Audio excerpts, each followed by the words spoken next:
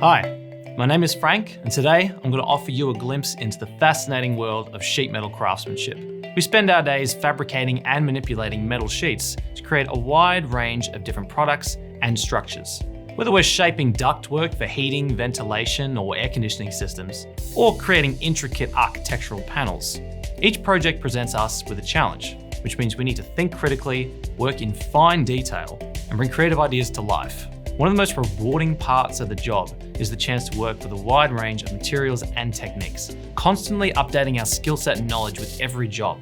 Whether we're cutting, bending, welding, or finishing metal surfaces, we need to pay close attention to detail and deliver top-notch craftsmanship. Those who like to think on their feet and look at problems from different angles would be really well suited to this job. Being a sheet metal worker isn't just about manipulating metal. It's about creating stylish and functional products, while sometimes using heavy machinery.